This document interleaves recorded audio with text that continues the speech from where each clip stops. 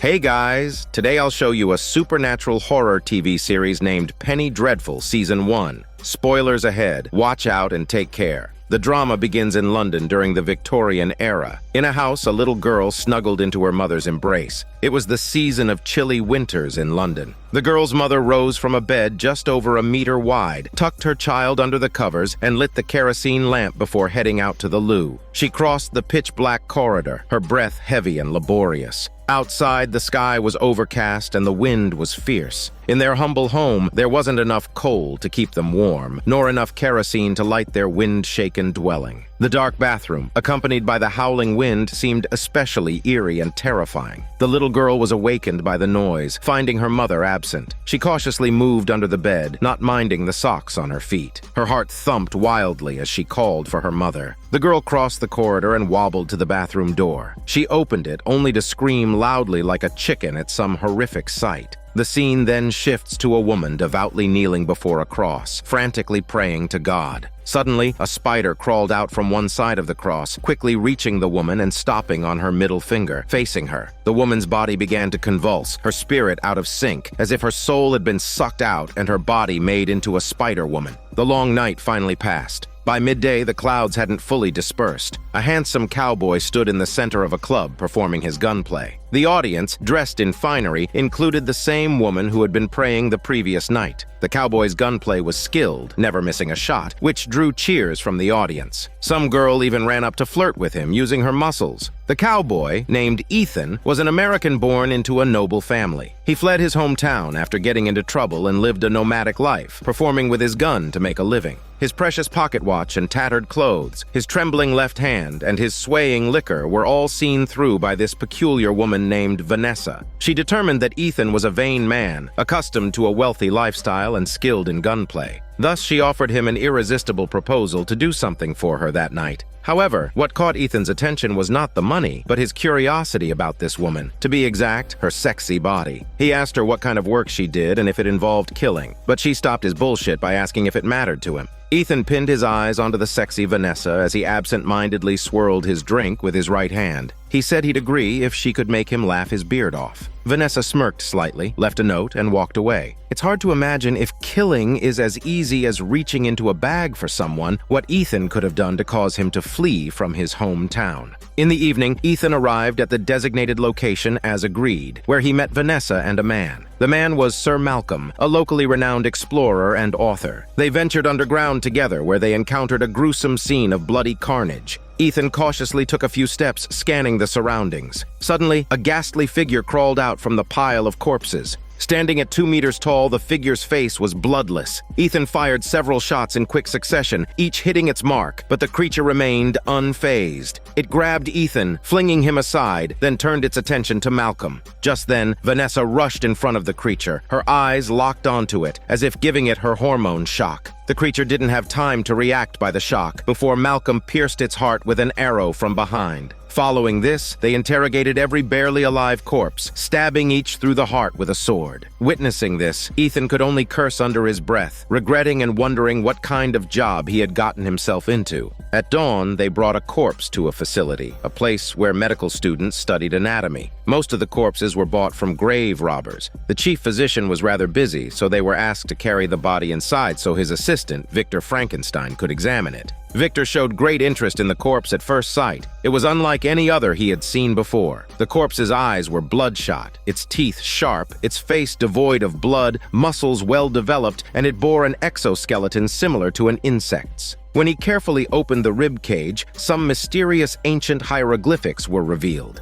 Sir Malcolm took photos of it and handed them to Ethan, along with an address to collect his reward. He then went to the British Museum, where he hoped his tutor, proficient in ancient Egyptian, could translate the ancient text. The tutor named Lyle was incredibly eager to please Malcolm, hoping that he might be mentioned in Malcolm's books. Malcolm, needing his help, gladly agreed and handed Lyle the photos. Lyle scrutinized the photos with a magnifying glass. He speculated that the ancient text was probably from the 18th dynasty of ancient Egypt and was likely a standard sacrificial text about blood transmutation. The 18th dynasty was the most prosperous, spanning from 1575 BC to 1308 BC. By the current year of 1891, it had been over 3,000 years. Watching the text, a question popped into Lyle's mind. He wondered why an explorer like Malcolm suddenly took an interest in the spells from the Egyptian Book of the Dead. In order to discern Malcolm's true intentions, he didn't rush to ask him, but instead invited him to bring the rest of the photos to his house the following Friday. Malcolm had no choice but to wait.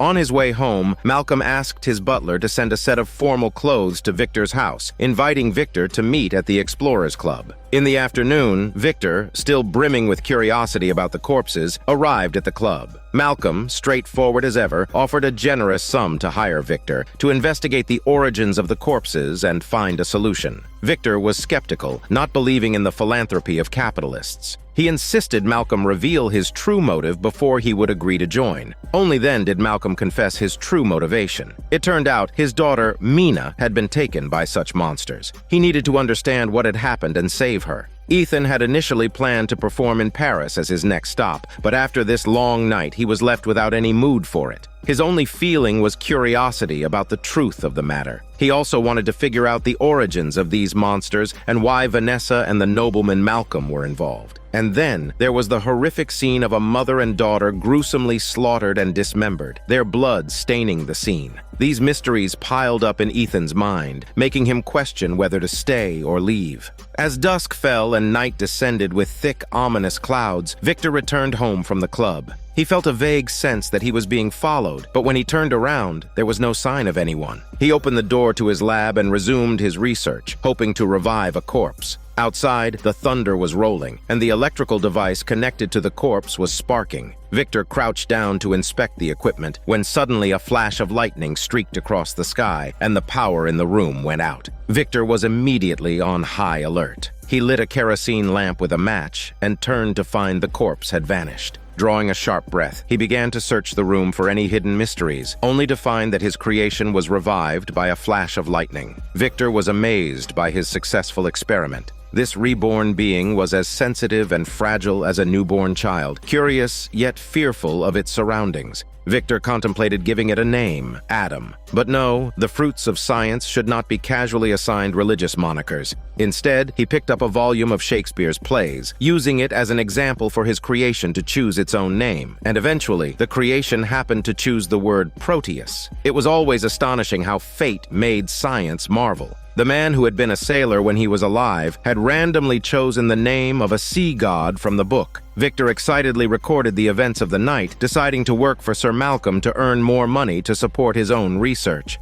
As dawn broke, Ethan woke up, finding himself in the company of a few rats. The sounds of sailors heading offshore were not far off. After another strange night, he felt a sour sensation, and there were wounds on his hands. This happened every 4 or 5 weeks, and he always woke up with no memory of what had occurred during the night. Ethan dragged himself into a pub and ordered a bottle of whiskey. A woman walked over, sizing him up, and then poured herself a drink. After exchanging a few words rather than hormones, he learned her name was Brona. Brona was a dockside prostitute who used to work in a textile factory. When her job was replaced by machines and she couldn't find work, she resorted to selling her body to survive. Recently, she had taken on a job as a model. After parting from Ethan, she ended up in an upscale villa district, ringing a doorbell. On the second floor, a slender figure stood in front of a wall full of paintings. As he turned around, it was a young man with captivating eyes named Dorian. He'd invited Brona to pose for a few photographs to catch the best of her beauty. After a few poses, Dorian seemed somewhat weary and asked Brona to remove her coat. As the tight coat was loosened to flex her belly muscles, her breathing became smoother. Suddenly, Brona coughed up blood. Long years working in a textile factory had given her tuberculosis. Slowly, Dorian stood up and asked if it was blood. Brona nodded, asking if he wanted her to leave. Dorian replied that as long as she did not want to go, she did not have to. He then moved closer to her and licked the blood from her lips. He said he had yet to experience the thrill of being with someone who was about to die. Brona's mind went blank, unable to tell if she was terrified or amazed. The sound of horse hooves gradually approached from outside. Lady Vanessa and Sir Malcolm descended from the Ferrari carriage. It was a Friday, the day Lyle had promised to help them translate the ancient Egyptian text. The villa was bustling with nobles and high-ranking officials coming and going. Sir Malcolm and Lyle retreated to the study, leaving Vanessa alone to wander into a sitting room. The room was a mix of elements from all around the world, filled with jovial chatter. a shadow appeared behind Vanessa, imbued with an inexplicable aura of mystery. Vanessa turned to find a graceful young man slowly approaching her. It was the same man, Dorian, who had taken Brona's photographs. He seemed to see right through Vanessa, understanding her disquiet. Despite feeling out of place, she was not ready to leave outright. She felt on guard, trapped in her own fears, hesitant to move forward. Just then, Lyle raised his voice in the sitting room, leading the guests into an entertainment session. The renowned medium Madame Kali hosted a séance, introducing the guests to the mysterious world of spiritualism. 8 of the braver guests were chosen to sit down, remove their jewelry, and place their hands on the table. They were instructed to let their thoughts wander freely in the dark space of their minds, imagining their souls strolling in the early ocean of ancient times, rising with the sun and wandering among the ancient gods on the earth. They called upon Mut, the mother goddess of all creation, and beckoned the arrival of the god of death. However, Madame Kali convulsed suddenly. The room fell silent in anticipation. A gruff voice echoed in the hall, asking who had summoned him. He is the god of the underworld, the ruler of life and death, and what the hell they want from him. But just then, it sensed there's another higher deity here. It's Amunet. Just then, Vanessa looked tense and started convulsing. The candles in the room snuffed out instantly. Vanessa, as if possessed, claimed that she is Amunet and levitated into the air after shattering the table, causing people around to panic. The door was forced to close, and as she continued cursing, the group all feared for their shitty lives, with the gentle man even covering his mouth like a little girl, while the others were trembling and letting out loud, chicken-like screams. Next, Vanessa pushed open the door gently and stormed off as if in anger. She was seen angrily walking in the storm. It turns out, this wasn't her first loss of control. Despite her careful composure, she'd sometimes lose control over herself due to certain people or incidents. A mysterious force had been plaguing her since she was a child. Her possession at Lyle's house coincided with Sir Malcolm's children's accusations against him. His son had followed Malcolm on an expedition to Africa, which might be more accurately described as an invasion. During the height of the British Industrial Revolution, they arrived in Africa, forced trade, pillaged, burned, and plundered. Unfortunately, the son contracted a plague and died in Africa. Meanwhile, Malcolm's daughter back in London was taken away by a mysterious force. The calamities that befell his children seemed to be a punishment for Sir Malcolm's past deeds. The following day, Sir Malcolm visited Lyle's residence alone. Firstly, to apologize for the events of yesterday, and secondly, to request the results of Lyle's translation of the ancient Egyptian text. Lyle informed him that it was a spell related to Amun-Ra. According to Egyptian mythology, the sun god Amun-Ra was hermaphroditic. When both masculine and feminine divinities coexisted, it could provoke disaster. At a banquet of the gods, both aspects of Amun-Ra appeared simultaneously. He unleashed a bloodthirsty lion beast to eliminate mankind. The beast descended upon the human realm, slaughtering and consuming human flesh. The world instantly turned into hell, with rivers of blood flowing across the earth. Upon discovering this, Zeus instructed humans to pour wine into the wheat fields. The lion beast, unable to distinguish between blood and wine, swiftly became intoxicated. Afterwards, Zeus gave humans a spell, which they were to keep in 2 parts, representing Amun-Ra and Amunet. As long as the 2 parts of the spell remained separated, disaster would be averted. Zeus then returned to the celestial realm, sending Amunet, the feminine divinity of the sun god, to the human world, which happened to possess Vanessa. It turns out, the spell Sir Malcolm brought in the photograph happened to combine the 2 spells. So now, if this divinity concealed within Vanessa was obtained by other forces, mankind would face a catastrophe. Lyle warned Sir Malcolm not to reveal the truth to Vanessa, to prevent her from acting rashly out of despair. On the other side, after a brief acquaintance, Ethan found Brona to be quite unique. Despite being a prostitute suffering from a terminal illness, she exuded an honest character when interacting with people, so Ethan invited Brona out for dinner in the evening. Brona laughingly asked him not to treat her like a rich man's daughter. On the way, they bumped into Dr. Victor, accompanied by a seemingly simple-minded man, Proteus. This was Proteus's first time outside, and he was overwhelmed by the sight of the blue sky, white clouds, buildings, and food.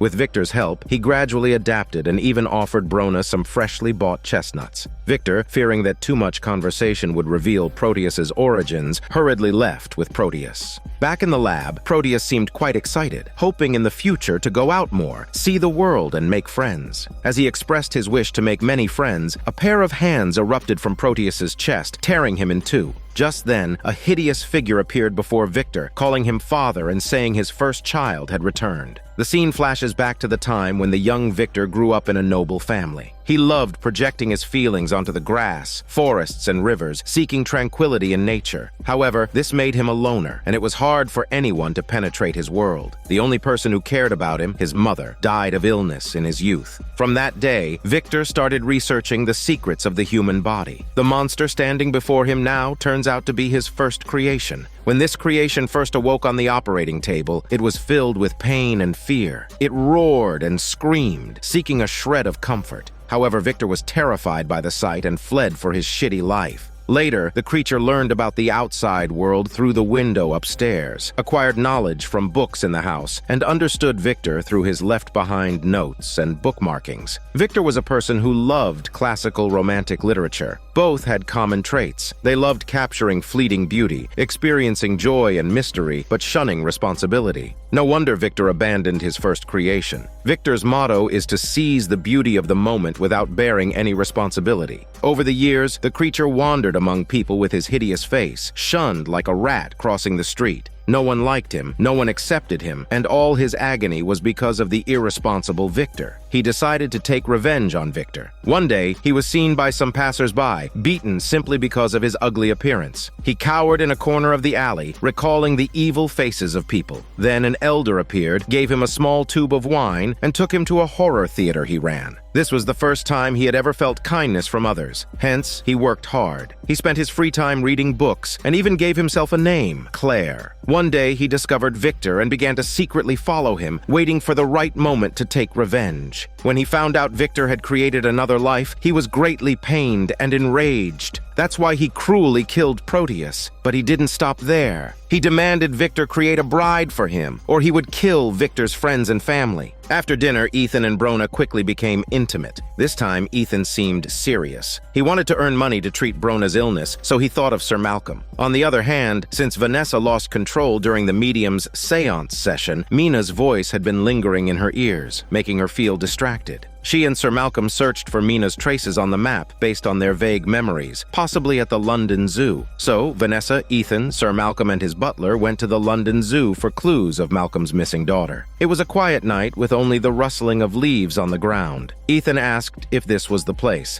Vanessa said it should be right. As they walked into the center of the park, some shadows flitted by, a pack of wolves. Sir Malcolm prepared to shoot, but Ethan told him not to fire or move. He slowly walked towards the wolves. A wolf also slowly approached him. Ethan slowly squatted down, extended his right hand, fingers together, and stared intently at the alpha wolf's eyes. The wolf, its eyes glowing, bared its teeth, nipped Ethan's fingers, and then turned and left. Vanessa and Sir Malcolm exchanged a look, sensing that something was off. But now was not the time for idle talk. The primary task was to find Mina. They searched the zoo and finally caught a boy named Fenton, who was eating a rabbit raw. Sir Malcolm tried to use a whip to make Fenton reveal his daughter's whereabouts, but the method was ineffective. Victor, now gaining new understanding from his first and second creation, decided to study Fenton using the method he used to create Proteus, saying that there is one thing you need to consider. When you transform a life, you're making it anew. Whatever happens to that creature downstairs, we are responsible for it. It is our burden now. Every action builds another link that binds us to it, and that chain is everlasting.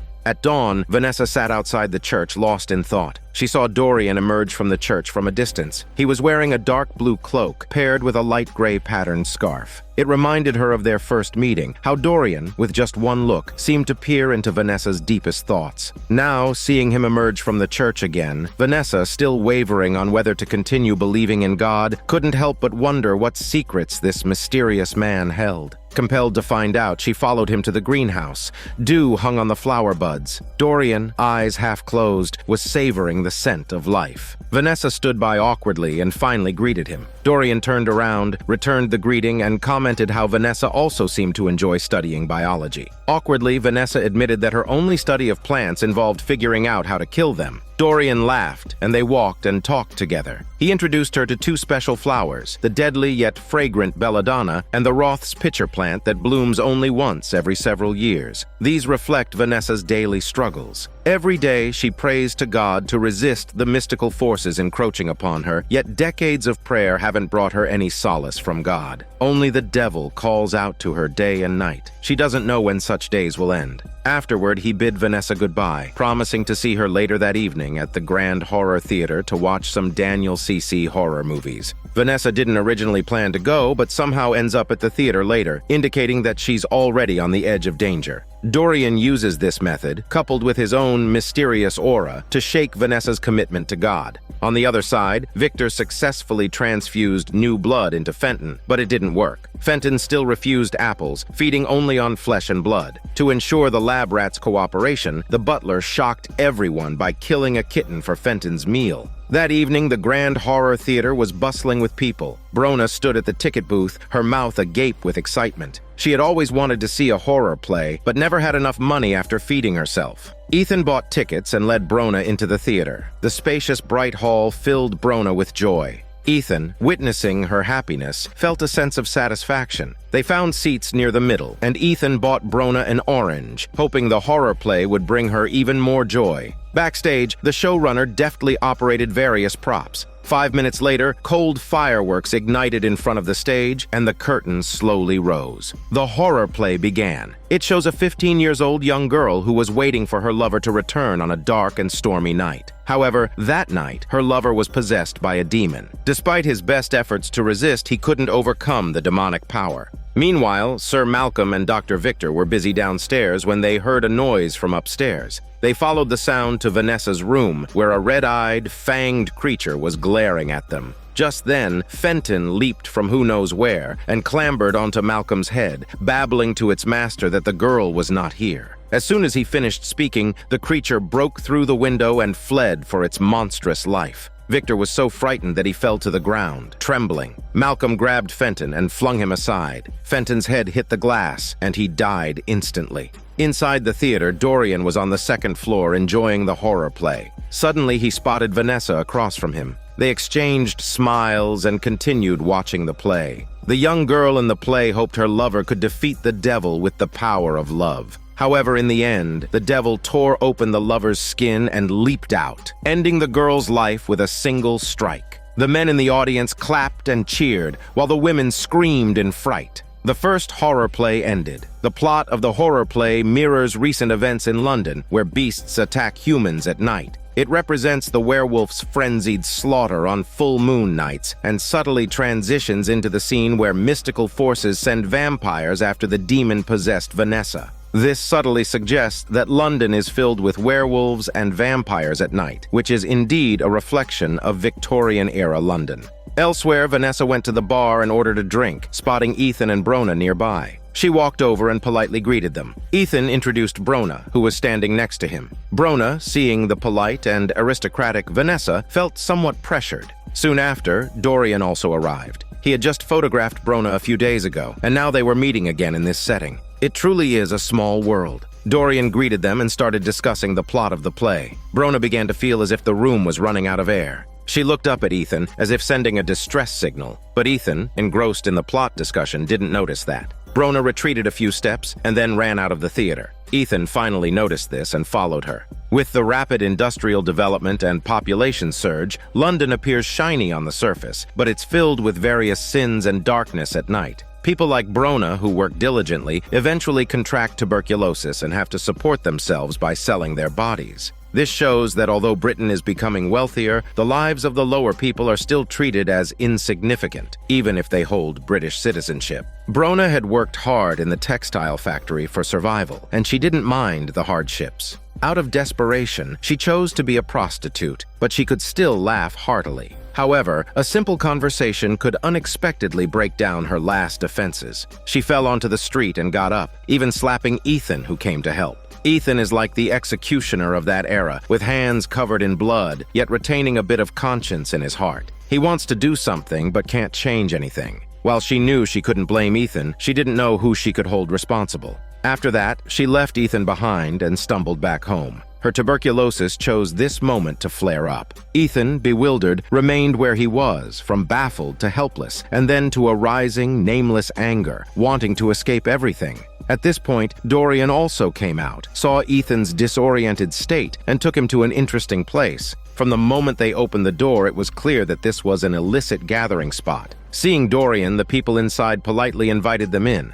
Downstairs was a bustling and noisy scene with over 100 rats in a pool. The dealer held the little killing machine, and people placed their bets on the number they guessed. There were professionals calculating how many rats the killing machine could kill in a minute, and the scene became bloody. Ethan, watching this, felt nauseous. He went to the bar for a drink and ended up in a fight with 3 Englishmen. Afterward, they went to Dorian's mansion. Dorian guessed right again. It was 97 rats. But even this game was becoming boring for him. Back at home, he made some absinthe and played Wagner's opera, Tristan and Isolde's Love Death. Ethan, listening to the opera and drinking absinthe, felt as if he were being led to the guillotine by an irreversible fate. The scene shifts to explain the origins of Vanessa, who wasn't born possessed by demons. The story begins over a decade ago. Vanessa and Mina's families have been friends for generations. Mina has a younger brother named Peter. They often played by the sea or in the large mansion, messing with odd specimens. The 3 of them had a great relationship. Mina was gentle, Vanessa was a bit wilder, and Peter was somewhat girlish.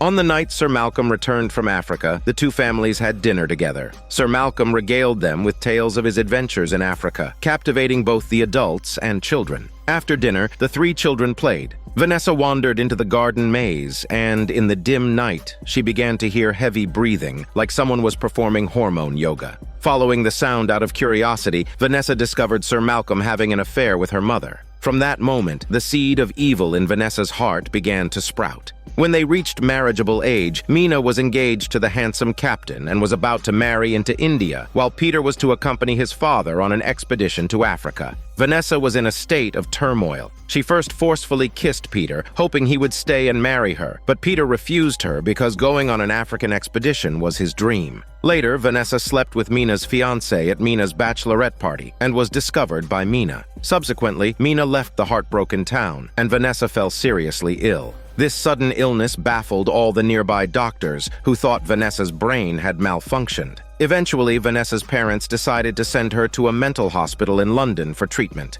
In the mental institution, Vanessa endured unimaginable torment: hydrotherapy, ice therapy, lobotomy, solitary confinement. It was not until she gave up all resistance that her parents took her home. That very night, Vanessa's mother witnessed her possessed by a demon and died of shock on the spot. From that point onwards, Vanessa had the ability to communicate with spirits. She encountered the apparition of Mina on the beach, who told her that her brother Peter had died in Africa, and she was now captured by a demon. Mina hoped that Vanessa would come to rescue her. Consequently, Vanessa sought out Sir Malcolm. Initially, he wanted to kill Vanessa out of anger, but eventually he gave her a chance to stay. From then on, the pair embarked on a mission to save Mina. During this time, they tracked down a minion named Fenton at the London Zoo based on Vanessa's visions. They hoped to obtain Mina's whereabouts and a cure for mutation from Fenton. However, they inadvertently led the monster to Vanessa's residence. The monster came to capture Vanessa late at night, only to find that she was not in the room. Fenton covered for the monster's escape, tangled with Sir Malcolm, and was accidentally killed by him. For a while after, Mina's apparition did not appear, which caused Sir Malcolm to become very anxious and argue with Vanessa. Later, Vanessa sensed through tarot cards that many murders had occurred on a ship, and they might find Mina there. At this time, Dorian came to visit Vanessa, apologizing for his abrupt departure at the Grand Horror Theater the other day, and invited Vanessa to join him for dinner. Sir Malcolm, who had no intention of going out with Vanessa at night, conveniently encouraged Vanessa to accept the invitation. Hence, Vanessa happily went to change her clothes and left with Dorian. The butler reminded Sir Malcolm that if they found Mina and realized she had become a monster, he should carefully consider his actions. On the other side of town, Ethan left Dorian's house and returned to the small tavern. Brona's illness was getting worse. She was coughing up blood on her pillow. He opened the window, allowing a sliver of sunlight to enter, and held Brona in his arms, hoping to ease her suffering, even if just a little. Meanwhile, Vanessa was visiting Dorian's home. Dorian took a portrait photograph of Vanessa as a keepsake. They then went to an Italian restaurant for dinner. Dorian shared some of his experiences and reflections over the years: Fabianism, transcendentalism, utilitarianism, aestheticism, and socialism. He only liked a bit of each philosophy. What he sought was an everlasting, fresh joy. Vanessa did not comment on this. She felt that Dorian shared the same sense of mystery and solitude as herself. She wondered, if two people destined for perpetual loneliness came together, would the feeling of loneliness still exist? This thought led Vanessa to Dorian's mansion once more in the middle of the night, to experience art and share solitude. Elsewhere, Malcolm and Ethan arrived at the docks in search of a quarantined plague ship. They descended the ladder into the ship's cargo hold, filled with stacks of cargo boxes. Rats scurried underfoot, and infected women were scattered about, their hair white, their nails long and untrimmed. Ethan slowly pulled out his handgun, ready for a fight at any moment. Malcolm examined over 20 bodies, none of them Mina's. Just as they were about to leave, the women's corpses opened their eyes and began to attack. During the melee, a kerosene lamp fell to the floor, and flames began to spread throughout the ship's hold. Ethan fired 2 shots, taking care of the 2 attacking Malcolm. Unexpectedly, the butler was pinned to a crate by one of them. He used a dagger to fend off the sharp teeth of the undead woman, while his other hand drew a knife across her throat.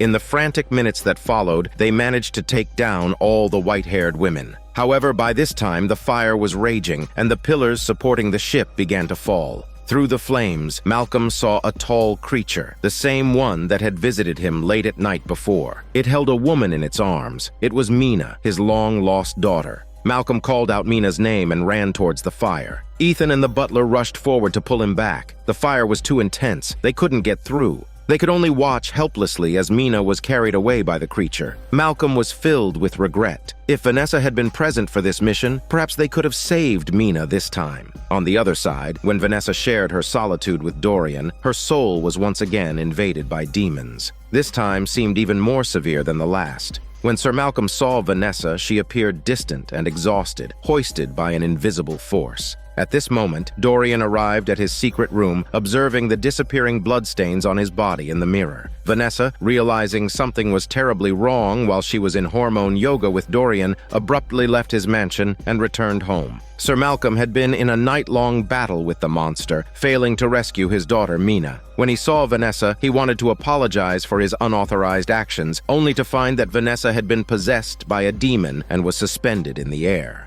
The next day, Sir Malcolm and the butler changed Vanessa's clothes, made tea, and observed her condition, fearing she might lose control again. However, the person who woke up was no longer Vanessa. Speaking in Mina's voice, she recited the story of how Sir Malcolm's wife cried every night when he was not at home, unable to sleep. She then revealed Sir Malcolm's atrocities in Africa, forcing his son Peter to violate women to prove his manhood. The adventure that Peter had dreamt of turned into his lifelong nightmare until the plague took his life. The teacup on the table was flung towards the ceiling in anger, and everything in the room started to fly around. Sir Malcolm stood helplessly in the room. Upon hearing the commotion, the butler ran in and knocked Vanessa unconscious, stopping the chaos in the room. In the afternoon, Vanessa seemed much more stable. Sir Malcolm summoned Dr. Victor to check on her. Her pulse was steady and strong, her heart rate normal, but she had no memory of the morning's events. Victor hoped Vanessa would eat something to regain her strength and to check if her stomach was functioning normally. Suddenly, Vanessa grabbed Victor's hand and began reciting a verse that Victor loved. "I can't seem to get it out of my head. No more let life divide what death can join together." These words confirmed Victor's secret of creating new life, something he had never mentioned to anyone. Hearing this from the babbling Vanessa sent a chill down Victor's spine. However, as an atheist, he went to the study with Sir Malcolm to analyze the cause of Vanessa's illness. Suddenly, a swarm of spiders crawled out from under the dominoes on the desk, covering the floor of the study. Then Vanessa's scream echoed from upstairs. By the time Ethan arrived, it was already late at night. Vanessa huddled by the bed, her hands clasped around her knees, rocking back and forth, moaning in pain. Ethan, in all the time he had known her, had never seen this side of the normally composed and refined Vanessa. Vanessa managed to force out a few words, saying sorry to him and that she was not quite herself right now. Ethan sympathetically took Vanessa's hand, offering her the warmth and support she needed. Vanessa slowly lifted her head and said it's been a long time since she had felt such a warm hand. She then asked Ethan who slept with whom that night between him and Dorian. This question really shocked Ethan and showed that he also had an intimate relationship with the mysterious man Dorian.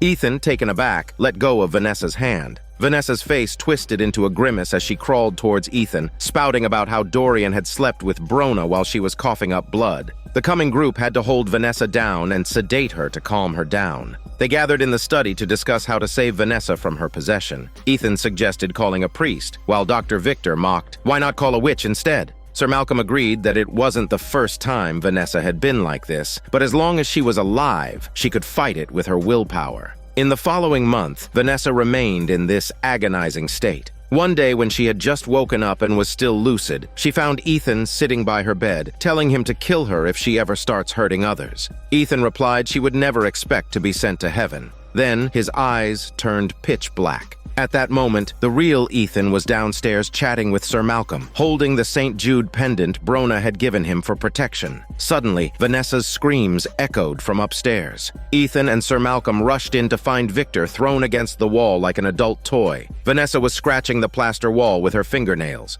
The blood vessels on her chest showed the symbol of Amun-Ra and Amunet joined together, indicating the imminent destruction. She was screaming in pain, scratching bloody marks on her arms. The men rushed to hold Vanessa down and sedated her. This went on for another month. Everyone was at a loss, watching as Vanessa's condition worsened day by day. Sir Malcolm came to Vanessa's bedside asking her to search for Mina's whereabouts. Ethan, who happened to walk in on this, pulled Sir Malcolm out of the room and insisted on calling a priest. If Vanessa wanted to end her life, they should let her soul rest in peace. But Sir Malcolm, who hadn't gotten any clues about Mina, naturally disagreed. Victor, in his anger, said Vanessa was about to die, and he was still thinking about how to use her. He further challenged Malcolm if this is how he had been, all the way from Africa to the New World. His words hit a nerve, and Sir Malcolm grabbed Victor by the collar and pushed him against the wall. Ethan stopped him, saying there was a girl inside that needed rescuing. Sir Malcolm was speechless and let go of Victor, walking downstairs.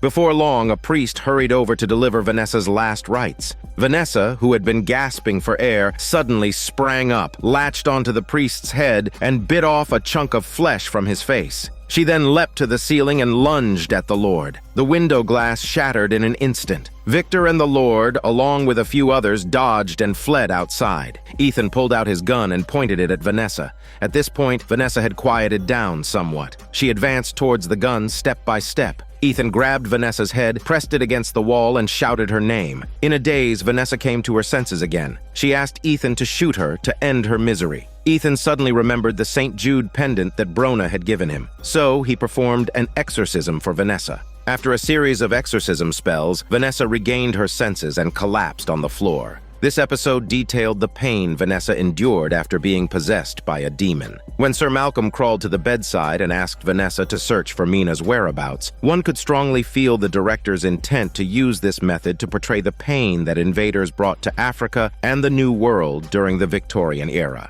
During Vanessa's comatose period, Ethan told Victor about some of the things that happened when they conquered primitive tribes in the New World. The army would forcibly take their children, deprive them of their faith, and subject them to uniform management and education. The children were made to be their guinea pigs or soldiers, much like Vanessa when she was first sent to the mental hospital. The only thing they could do before death was to obey. Few children were fortunate enough to escape the school and return to the tribe after much hardship, but they had forgotten the tribe's language and lifestyle. Afterwards, they wandered around until they died, much like Vanessa in the show, unable to integrate into real life while hiding from the pursuit of demons. When Vanessa woke up again, images of Mina and the horror theater flashed in her mind. As the final episode of this season, let's first recap the storyline. An ancient Egyptian spell about Amun-Ra and Amunet triggered the monster that roams the Victorian-era London nights. The five-person team of Sir Malcolm, Vanessa, Ethan, Victor, and the butler work on rescuing Mina, while also deciphering the origin of the mysterious power. Sir Malcolm is Mina's father. Vanessa is Mina's best friend. Ethan is an escapee from America. Dr. Victor is a specialist focused on human anatomy research, and the butler is a friend Sir Malcolm made during his explorations in Africa. In the meantime, Victor's secret second creation, Proteus, is killed by his first creation, Claire. Claire demands Victor to create a wife for him as a companion. Ethan meets the ill-fated Brona in a small tavern, and sparks of love ignite between them. However, Brona is suffering from tuberculosis and is not long for this world. Dorian in the show uses his eerie methods to enjoy the bodies of many key characters, including Brona, Ethan, and Vanessa. No one knows his purpose, age, or past. All that is known is that he's a handsome young man in his 20s. In addition, through several horrifying murders in London and Ethan's monthly amnesia on the same day, Ethan is initially identified as one of the primary suspects in the murder cases. Regarding the decryption progress of the mysterious power, it's preliminarily estimated that vampires are causing trouble. The vampires' goal is to survive, multiply, and conquer the world. Based on their continuous attempts to capture Vanessa, it's hypothesized that Vanessa is a necessary and sufficient condition for the vampires to grow and strengthen. Therefore, what seems to be a small group of 5 people catching monsters is more like the monsters luring the enemy deeper into the trap. In the last episode, Vanessa was possessed by a demon and endured great pain. At the brink of death, Ethan used the St. Jude pendant to temporarily drive the demon out of Vanessa. When Vanessa woke up again, images of Mina in the horror theater flashed in her mind. The scene shifts to the quiet sanctuary of her office, where Vanessa recounts to Sir Malcolm the images of Mina that have appeared in her mind. So they decide to investigate the Grand Guignol Theater that night. This time, Sir Malcolm is determined to save his daughter. If he can't save her body, he will save her soul. Claire, who works at the Grand Guignol Theater, was driven out today. It turns out there are 2 people at the theater who have been kind to Claire, the theater owner and a young girl. The girl often chats with Claire and says comforting words that warm his heart. On this day, the theater is rehearsing a new play when a magical rope suspends the girl's boyfriend in midair. Claire frantically tries to rectify the situation. The boyfriend, in anger, spews out a slew of harsh words. Claire attempts to apologize, but the boyfriend isn't having it. He leaves the theater with the girl, leaving Claire to fix the props and retreat to his room to read. After a while, the girl returns to visit Claire, bringing an orange and apologizing for her boyfriend's rudeness. She gently kisses Claire on the forehead before leaving, hoping he can be happier. For the first time, a smile appears on Claire's face. He tidies his hair, applies eyeliner, blushes his eyebrows, puts on lipstick, and goes to the dressing room with an orange to find the girl. The girl, busy mending clothes, sees Claire's appearance in the mirror and can't help but laugh, asking what he has done to his face. Claire feels embarrassed. He thought the girl's kindness meant she liked him, or at least had some affection for him. So, he had prepared to confess his feelings, but it had backfired. He impulsively kissed the girl, who screamed in fright. He only then realized his overreaction. Later, the theater owner speaks with him and sends him away. As he leaves, the owner tells him to remember those who have helped and warmed him. It will enrich his heart. Claire, now without a place to go, ends up in the place of his creation, Dr. Victor's laboratory. Soon, Victor returns to his lab. He has been taking care of Vanessa and has not had a proper rest. Upon arriving home and seeing Claire's demanding face, his mood naturally doesn't improve. He quietly takes a gun from his bag, intending to deal with Claire, but Claire's words stop him. Claire says he once fantasized about having a companion and it could encourage him and give him strength. But now he knows it's impossible because the devil is not on his face but in his soul. He once thought that if he was like a normal person, he would be happy and someone would love him. But now malice is spreading and his face merely reflects the ugliness of his heart. He then confronted Victor, why he didn't give him a heart of stone and why he instead gave him emotions. He would rather be a corpse than a flesh and blood human. He then begs Victor to shoot him because it will be a life for him. But Victor hesitates to pull the trigger. Right then, a knock sounded at the door. It was Ethan. Ever since rescuing Vanessa, he had remained by Brona's side, praying daily. Now, coming to see Victor, it must be that Brona was close to death. Dr. Victor instructed Claire to wait at home for him as he followed Ethan to the tavern. Ethan's gentleness made Brona appear comfortable on her sickbed. But illness is a cruel thing, and even breathing caused Brona pain. Victor injected some sedatives to ease her suffering. With her last ounce of strength, Brona said her goodbyes to Victor. To grant Brona relief sooner, Victor suffocated her with a pillow. He later took care of her final arrangements. Ethan went to the tavern for a drink. 2 men from America, sent by Ethan's father to bring him home, walked in. Ethan wiped the tear stains from his eyes and swiftly knocked both men to the floor before leaving the tavern. Elsewhere, Sir Malcolm went to a gun store to buy a newly released pistol. Inside, he ran into Madame Cayley, the medium from the Lyle household. They exchanged a few words, and Madame Cayley asked about Vanessa's condition. Sir Malcolm explained that Vanessa was a friend of his daughter's, and he didn't know her well. At the time, Vanessa was at home, predicting Dorian's past and future with tarot cards. This man had no future but countless pasts. When Dorian paid her another visit, Vanessa rejected his affection. For the first time in his life, Dorian experienced the taste of rejection. Time flew, and night fell quickly. Sir Malcolm and the group of 5 arrived at the Grand Guignol Theatre. This time, the situation was somewhat different from the plague ship. The number of white-haired witches had doubled. The two sides fell into a fierce battle. Despite their courage and skill, they were outnumbered. A creature jumped out to capture Vanessa. It seemed to want Vanessa, but also seemed afraid to approach. Sir Malcolm stabbed it in the heart, and it fell from the 2nd floor. By now, Ethan, Victor, and the butler were surrounded by the witches. Sir Malcolm quickly went downstairs and stabbed the creature in the heart again, ensuring it was dead. The witches died one after another because of that. Just then, a voice came from a dark corner of the theater. It was Mina. Vanessa happily embraced her, but suddenly Mina grabbed Vanessa by the neck and thanked her father for bringing Vanessa to her, saying her master would be pleased and their team would soon join the master's ranks and help create a new world. As she said this, she bared her fangs to bite Vanessa's neck. In a panic, Sir Malcolm shot and killed Mina, who had already been converted or possessed. The innocent and lovely girl died in front of her guilt-ridden father. Upon returning, Sir Malcolm made arrangements to visit his deceased son, Peter, in Africa. Victor took Brona's body back to his lab, intending to create a bride for Claire. The 2 Americans whom Ethan knocked out in the bar found Ethan again. This time, they weren't simply knocked out. On this full moon night, Ethan revealed his fangs and claws, and he vented his anger on them without mercy. Vanessa often sat outside the church. After Mina's death, she walked into the church for the first time to ask the priest for an exorcism. The drama comes to an end. But why did Ethan escape from America? What kind of bride will Dr. Victor create for Claire? Who is the master that's continuously after Vanessa? All these questions will be answered in Season 2. This is Daniel CC Movie Channel. Stay safe and enjoy your day.